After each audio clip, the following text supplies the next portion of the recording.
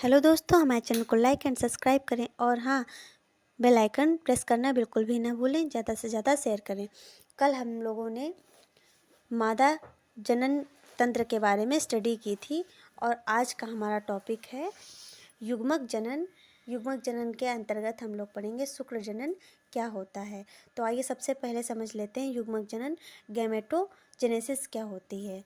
तो मतलब जब प्रजनन की प्रक्रिया प्रारंभिक चरण पे होती है, जिसके अंतर्गत पुरुष एवं स्त्री दोनों के प्रजनन तंत्र में कोशिकाएं जो होती हैं, हैप्लॉइड सेक्स सेल जो होती हैं, वो गैमेट्स का फॉर्मेशन करती हैं, गैमेट का निर्माण करती हैं। उसे कहते हैं युग्मक जनन प्रक्रिया। मतलब गैमेट के निर्माण की प्रक्रिया गैमेटोजेनेसिस कहलाती है और ये हैप्लॉइड सेक्स सेल से इसका निर्माण होता है। तो इतना समझ में आया। मतलब गैमेटोजेनेसिस क्या कहलाती है? गैमेट के फॉर्मेशन की प्रक्रिया, गैमेट के हैप्लॉइड सेक्स सेल से निर्माण होने की प्रक्रिया को गैमेटोजेनेसिस प्रक्रिया कहते हैं। इतना आपको समझ में आया।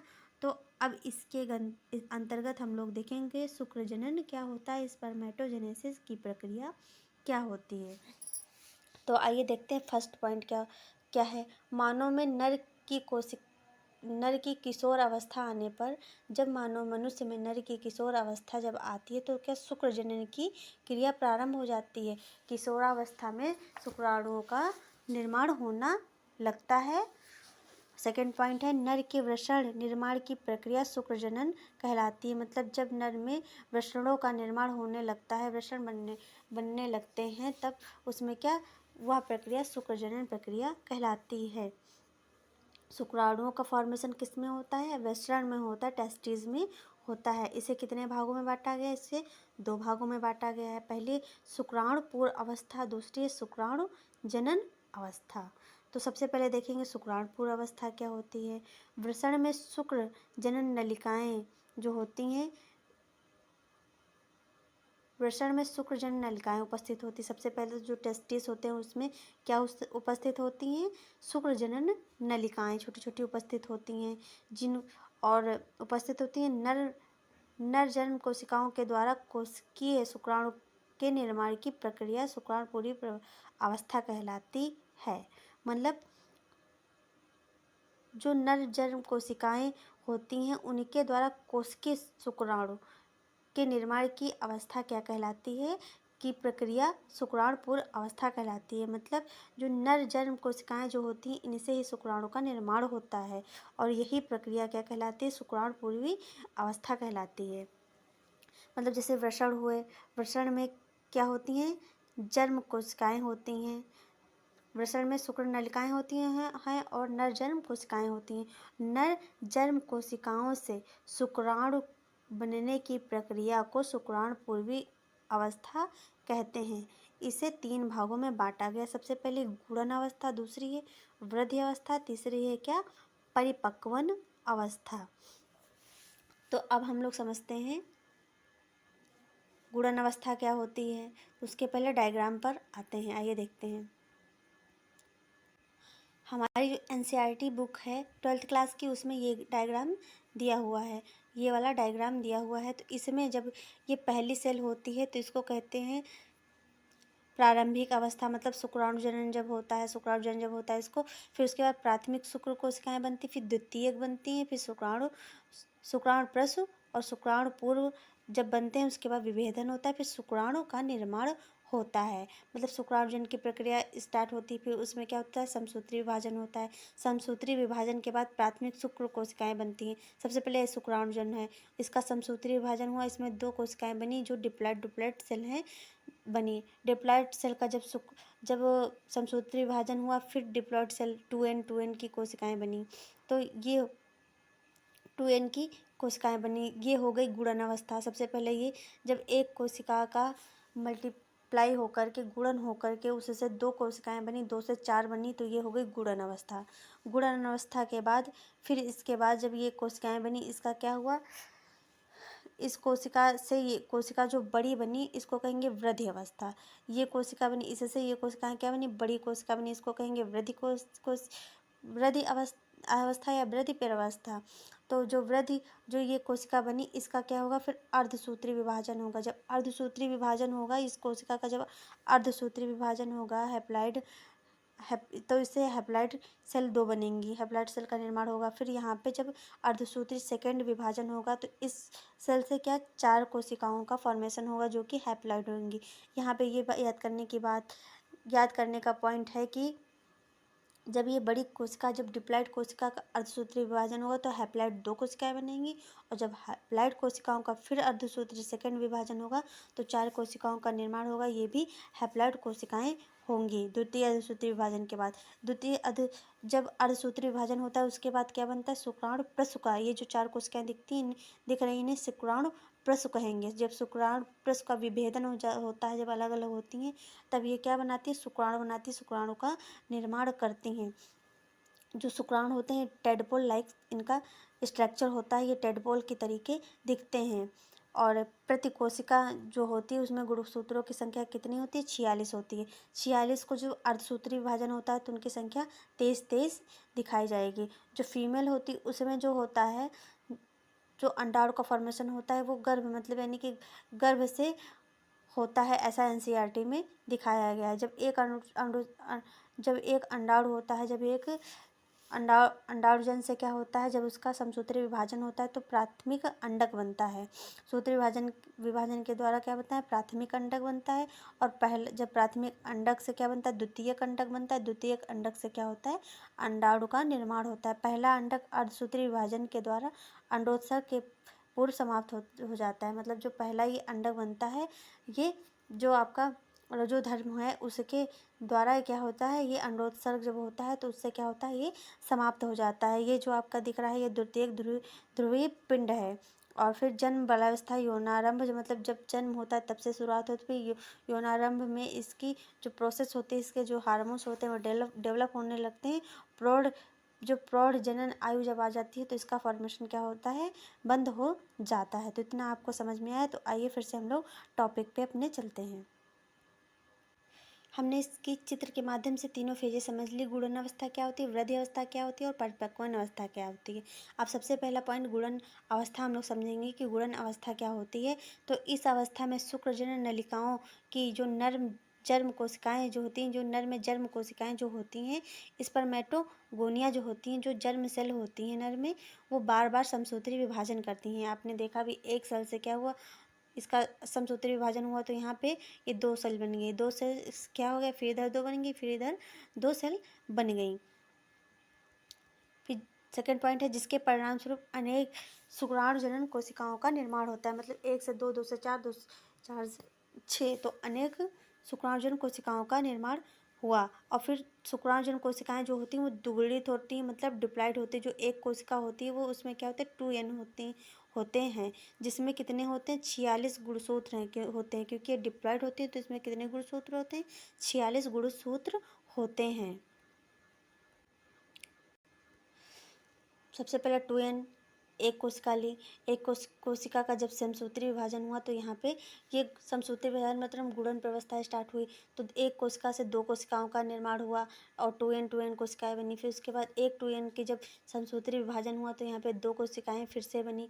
फिर 2 कोशिकाओं से एक बड़ी कोशिका बनी। जो बड़ी कोशिका बनी इसको कहते हैं प्राइमरी स्पर्मेटोसाइट। ये कोशिका क्या है, प्राइमरी स्पर्मेटोसाइट। मतलब ये पहली वाली कोशिकाओं से आकार में क्या होती है, बड़ी होती है।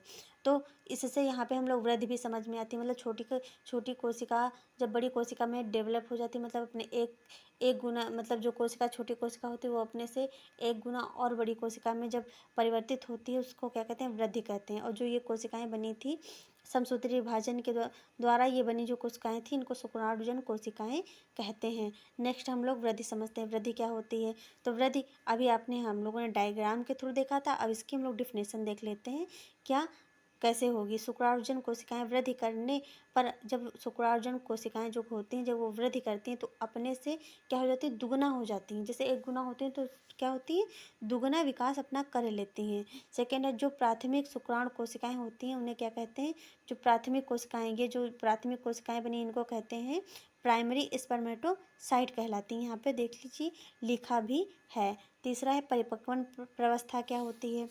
जो परिपक्वन प्रवस्था होती है, इसमें क्या होती है, प्राथमिक शुक्राणु कोशिका जो होती है, जो ये प्राथमिक जो शुक्राणु कोशिका यहाँ पे होती है, तो इसका क्या होता है, अर्धसूत्री विभाजन होता है। जब अर्धसूत्री विभाजन होता है तो ये अगुणित कोशिकाओं का निर्माण करती है। मतलब एक कोशिका क्या होती है, अपने से दो कोशिकाओं का या निर्माण करती है, दो से ज़्यादा कोशिकाओं का निर्माण कर लेती है।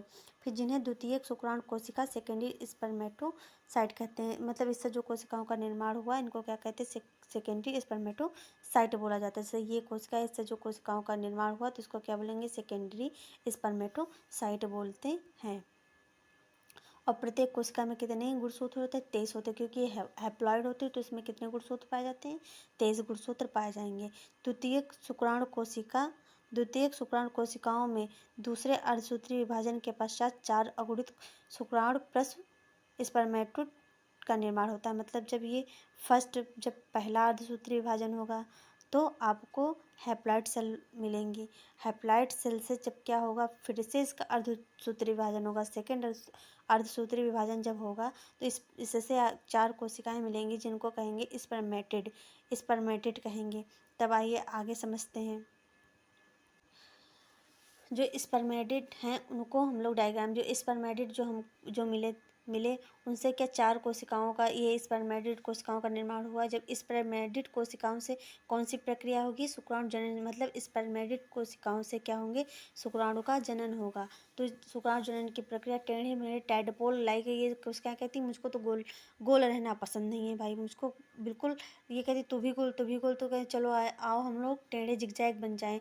तो जब ये टेढ़े बन जाते हैं तो कैसे हो जाते हैं, ये बिल्कुल टैडपोल की तरीके इनकी संरचना दिखाई देती है। और यहाँ ये क्या है, शुक्राणु का जनन हुआ, शुक्राणु का निर्माण हुआ। शुक्राणु जनन की अवस्था, शुक्राणु प्रस्व जो होते हैं, जो स्पर्मेटिड होते हैं, उनसे रूपांतरित होकर के, मतलब उनसे बदल करके जब उनका रूपांतरण होता है, जब उनको अपनी संरचना नहीं पसंद आती है तो टेढ़े मेढ़े टैडपोल लाइक संरचना बना लेते हैं, उसको क्या कहते हैं, शुक्राणु बन जाते हैं। इस प्रक्रिया को शुक्राणु जनन कहा जाता है। इस प्रक्रिया को, मतलब जिससे शुक्राणु बने उससे शुक्राणु का जनन हुआ, वह प्रक्रिया क्या कहलाएगी, शुक्राणु जनन कहलाएगी। ये शुक्राणु अपने शीर्ष भाग से सर्टोली कोशिका में धंस जाते हैं। मतलब जो इनका शीर्ष भाग होता है उससे कहाँ धंस जाते हैं, सर्टोली कोशिका में धंस जाते हैं। सर्टोली कोशिका का क्या वर्क होता है, इससे पहले भी आपने पढ़ा था। ये होता है, ये न्यूट्रिशन का वर्क करती हैं। ये मतलब जो शुक्राणु होते हैं उसको न्यूट्रिशन प्रदान करती हैं। पूरा का पूरा शुक्राणु इससे स्पर्म जो होता है सर्टोली कोशिका से पूरा का पूरा न्यूट्रिशन खींच लेता है। अब नेक्स्ट देखेंगे शुक्राणु निर्माण। अब आइए हम लोग शुक्राणु की संरचना देखेंगे आगे चल करके। उससे पहले हम लोग शुक्राणु निर्माण में जो हार्मोन्स होते हैं उनको समझ लेते हैं। पहला शुक्राणु जनन प्रक्रिया किशोरावस्था से होने लगती है। आपने पहले भी समझा था, जो शुक्राणु जनन जो होते हैं वो किशोरावस्था में शुक्राणुओं का निर्माण होने लगता है। शुक्र जनन प्रक्रिया का प्रारंभ हाइपोथैलेमस से निकलने वाले GnRH गैनेडोट्रोपिन रिलीजिंग हार्मोन्स के द्वारा होता है। जो शुक्र जनन प्रक्रिया का प्रारंभ जो होता है, जहाँ से शुक्राणु बनने की क्रिया स्टार्ट होती है, वो सबसे पहले कहाँ से, हाइपोथैलेमस से जो हार्मोन्स निकलता है, हार्मोन्स मतलब यानी गैनेडोट्रोपिक रिलीजिंग हार्मोन्स जो निकलता है उसके द्वारा क्या होते हैं, शुक्राणु का निर्माण होता है। शुक्राणु निर्माण के समय इसकी मात्रा, मतलब जो गैनेटोट्रोपिन रिलीजिंग हार्मोन्स है उसकी मात्रा क्या होती है, बढ़ जाती है। जिससे जो पिट्यूटरी ग्लैंड होती है, पीयूष ग्रंथि होती है, वो LH और FSH जो हार्मोन्स हैं उनका क्या करते हैं, अधिक हार्मोन्स का स्त्रावण करते हैं। जो पिट्यूटरी ग्लैंड कौन से हार्मोन से स्रावित करती है, यहाँ पे LH करती है और FS करती है। LH का फुल फॉर्म होगा ल्यूटिनाइजिंग हार्मोन्स और FS का होगा फोलिक स्टिमुलेटिंग हार्मोन्स। इन हार्मोन्स का वर्क होता है शुक्राणु को स्रावित करने के लिए प्रेरित करना। अब समझेंगे LH क्या होती है। ये लाइडिंग सेल होती है। LH जो होती है ये लाइडिंग सेल होती है और ये एंड्रोजन हार्मोन्स का एंड्रोजन जो होता है हार्मोन्स का स्त्रावण करती है। एंड्रोजन हार्मोन्स का वर्क होता है सेकेंडरी कैरेक्टराइज्ड, मतलब जो ह्यूमन होता है, जो मनुष्य होता है, जो नर होता है, उसमें दाढ़ी मूंछ का विकास करना और पुरुषों की आवाज़ में भारीपन आने लगता है जब वो किशोरावस्था में होते हैं, तो वो LH हार्मोन के द्वारा होता है। FS क्या होता है, ये सर्टोली सेल होती हैं और सर्टोली सेल होती हैं, इससे क्या होता है, इस पर मायोजेनेसिस की प्रक्रिया होती है और सर्टोली सेल का वर्क होता है शुक्राणु को न्यूट्रिशन प्रदान करना। अब हम लोग शुक्राणु की संरचना समझ लेते हैं। सबसे पहले शुक्राणु में क्या पाया जाता है, सिर पाया जाएगा, फिर ग्रीवा पाई जाएगी, फिर पुच्छ पाया जाएगा। तो सिर का वर्क क्या तो होता है, एक्रोसोम, स्पर्म लाइसिन एंजाइम। जो एक्रोसोम मतलब सिर से एक्रोसोम एंजाइम निकलता है और DNA। तो एक्रोसोम जो स्पर्म लाइसिन एंजाइम होता है, इसका वर्क होता है जो शुक्राणु का जो आगे का ये सिर होता है, इसको एग के अंदर धंसने का कार्य करता है। एग की जो ऊपरी परत होती है उसको तोड़ने में मदद करता है। जो न्यूक्लियर होता है, केंद्रक होता है, उसमें क्या होता है, DNA होता है और प्रोटीन होता है। DNA क्या है, आनुवंशिक पदार्थ है। अब देखेंगे ग्रीवा क्या होती है, तारककाय केंद्रक होती है जो विदलन की प्रक्रिया को प्रेरित करती है। और मध्य खंड में क्या पाया जाता है, माइटोकॉन्ड्रिया पाया जाता है जो क्या करता है, ऊर्जा प्रदान करता है। किसको ऊर्जा प्रदान करता है, तो पुच्छ को, शुक्राणु के पुच्छ को ऊर्जा प्रदान करता है, पुच्छ को ऊर्जा प्रदान करता है। पूंछ क्या करती है, शुक्राणु को गति करने में सहायता करती है। अब इसको हम लोग चित्र के माध्यम से समझेंगे। ये है शुक्राणु की संरचना। ये है सिर, ये सिर की संरचना है। सिर में क्या क्या पाया जाता है, सिर में पाया जाता है एक्रोसोम। सिर में पाया जाता है एक्रोसोम पाया जाता है। एक्रोसोम का क्या वर्क होता है, स्पर्म लाइसिन एंजाइम, मतलब जो स्पर्म जो होता है जब अंडाणु में धंसता है तो अंडाणु की जो ऊपरी झिल्ली होती है उसको तोड़ने का कार्य एक्रोसोम का होता है। फिर उसमें क्या पाया जाता है, सिर में क्या पाया जाता है, केंद्रक पाया जाता है। केंद्रक में क्या होता है, DNA होता है और प्रोटीन होता है। DNA क्या होता है, आनुवंशिक पदार्थ होता है। फिर ग्रीवा में क्या पाया जाता है, तारककाय केंद्रक पाया जाता है। तारककाय केंद्रक का वर्क क्या होता है, विदलन की प्रक्रिया को प्रेरित करता है, जिसमें गैस्ट्रोला, ब्लास्टुला आदि संरचनाएं बनती हैं, आदि लार्वा बनते हैं। फिर उसके बाद मध्य में आते हैं। मध्य में क्या होता है, माइटोकॉन्ड्रिया होता है। माइटोकॉन्ड्रिया का वर्क होता है ऊर्जा प्रदान करना। और माइटोकॉन्ड्रिया का यहाँ पे एक पॉइंट भी नोट कर लीजिए जो कि कॉम्पिटिटिव एग्जाम में आता है कि माइटोकॉन्ड्रिया को सेल का पावर हाउस कहते हैं, ऊर्जा का घर कहते हैं। अब जब ये ऊर्जा जो होती है, माइटोकॉन्ड्रिया जो ऊर्जा प्रदान करती है वो किसको, पुच्छ को प्रदान करती है। जो पूंछ होती है वो शुक्राणु को गति में सहायता करती है, शुक्राणु को गति करने में सहायता प्रदान करती है। तो इतना समझ में आपको आया, इतना क्लियर हुआ। तो आइए फिर से हम लोग टॉपिक पे चलते हैं। अब हम समझते हैं, आइए ये देखते हैं। जो पुरुष द्वारा जो सीमेन निकलता है उसमें कितने स्पर्म पाए जाते हैं, उसमें 30 से 50 करोड़ स्पर्म पाए जाते हैं, जिसमें से केवल एक स्पर्म, जो सिर्फ एक स्पर्म जो होता है वो क्या करता है, एग से फर्टिलाइज कर पाता है। बाकी के स्पर्म जो होते हैं वो नष्ट हो जाते हैं। इसके ऊपर जो एक्रोसोम पाया जाता है वो अंडाणु में धंसने में सहायता करता है। नेक्स्ट देखते हैं पॉइंट क्या है। शुक्राणु सामान्यतः के 48 घंटों तक अथवा कई दिनों तक निषेचन करने में सक्षम होते हैं। इसके विपरीत अंडाणु लगभग 12 से 24 घंटों तक निषेचन योग्य होते हैं। मतलब जो स्पर्म होते हैं जब ये फीमेल में जाते हैं तो ये 48 घंटों या कई दिनों तक क्या होते हैं, उसमें जीवित होते हैं और 12 से 24 घंटे तक फर्टिलाइजेशन मतलब निषेचन करते हैं। तो इतना क्लियर आपको हुआ। और हाँ, ये कॉम्पिटिटिव एग्जाम में भी पूछा जाता है। फिर देखते हैं स्पर्म बनता कैसे है और इसका फर्टिलाइजेशन कैसे होता है। सबसे पहले जो अंडाणु होते हैं उसमें 23 गुणसूत्र होते हैं, आपको पता है। फिर शुक्राणु में कितने होते हैं, 23 गुणसूत्र हैं, दोनों में 23 गुणसूत्र पाए जाते हैं और होते हैं। फिर इसके बाद क्या होता है, दोनों जब आपस में मिलते हैं तो इसका क्या होता है, फर्टिलाइजेशन होता है, निषेचन होता है। निषेचन के बाद क्या बनता है, जाइगोट बनता है। जाइगोट के बाद क्या बनता है, एम्ब्रियो बनता है। एम्ब्रियो से क्या, बेबी बनता है। तो एम्ब्रियो जो बनता है उसमें 23 जोड़े होते हैं और 46 गुणसूत्र होते हैं। अब इसमें देखते हैं सबसे पहले क्या बनता है, युग्मक बनता है, गैमेटोजेनेसिस जो आपने पढ़ा। फिर उसके बाद क्या होता है, फर्टिलाइजेशन होता है। फिर उसके बाद एम्ब्रियोनिक डेवलपमेंट होता है। एम्ब्रियोनिक डेवलपमेंट के बाद क्या होता है, चाइल्ड बर्थ होता है। आइए इसको देख लेते हैं। ये आपकी NCERT की बुक में दिया हुआ है। सबसे पहले क्या होता है, शुक्राणु जनन होता है। अभी आपने जो समझा था, शुक्राणु जो होता है उसका जब उसका अर्धसमसूत्री विभाजन होता है, उससे 2 सेल बनती हैं, 2 सेल बनती हैं। फिर जब उसका समसूत्री विभाजन होता है तो फिर उससे 4 सेल बनती हैं, 4 सेल बनती, 4 सेल बनने के बाद फिर उससे जो ये 4 सेल होती हैं इनको शुक्राणुप्रस्थ बोलते हैं। शुक्राणुप्रस्थ से क्या होता है, स्पर्म का निर्माण होता है, उससे से शुक्राणु बनते हैं।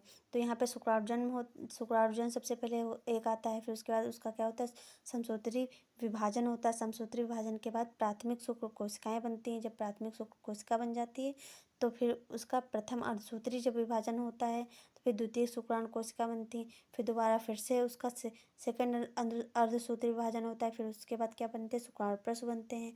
शुक्राणुप्रस्थ का जब विभेदन होता है तब क्या बनते हैं, स्पर्म का निर्माण होता है। और प्रति कोशिका में जो गुणसूत्र की संख्या होती है 46 होती है, ये आप याद रखिए। और ऐसे जोड़े में कितनी होती है, 23 जोड़े होते हैं। मेल और फीमेल में 22 जोड़े सेम होते हैं। जो 23वां जोड़ होता है वो लिंग को निर्धारित करता है। जो फीमेल होती है उसमें XX क्रोमोसोम पाए जाते हैं और जो मेल होता है उसमें XY क्रोमोसोम पाए जाते हैं। और जो फीमेल होती है उसको समझ लेते हैं। फीमेल में जो अंडाणु होता है वो मतलब जीवन से जब उसका जो जन्म लेती तब से होता है, NCERT में समझाया गया है। फिर उसके बाद क्या होता है, उसका जब बाल्यावस्था जब हो जाती है उसके बाद जब उसका किशोरावस्था प्रारंभ होती है तो उसमें क्या अंडाणु का उत्सर्जन होता है और उसके बाद क्या प्रौढ़ में उसका समाप्त हो जाता है। सबसे पहले अंडाणु अंडजनन लिया, फिर उसके बाद समसूत्री विभाजन हुआ, समसूत्री विभाजन के बाद फिर प्राथमिक अंडा बना। प्राथमिक अंडा के बाद जो पहला अंडा होता है वो अर्धसूत्री विभाजन जब हो जाता है तो उसके बाद क्या होता है, अंडोत्सर्ग के पूर्व वो समाप्त हो जाता है। जब यहाँ हुआ फिर उसके बाद क्या बना, द्वितीय कंडक बना। द्वितीय कंडक से किसका, अंडाणु का, स्पर्म का निर्माण होता है। अगर आपको हमारी क्लास अच्छी लगे तो हमारे चैनल को लाइक एंड सब्सक्राइब करें और ज़्यादा से ज़्यादा शेयर करें। और हाँ, कल फिर हम लोग इससे आगे का टॉपिक पढ़ेंगे, रजोधर्म क्या होता है, आवर्त चक्र क्या होता है। तो हमें कमेंट करके बताइए कि आपको हमारा टॉपिक समझ में आया या नहीं। Thanks for watching.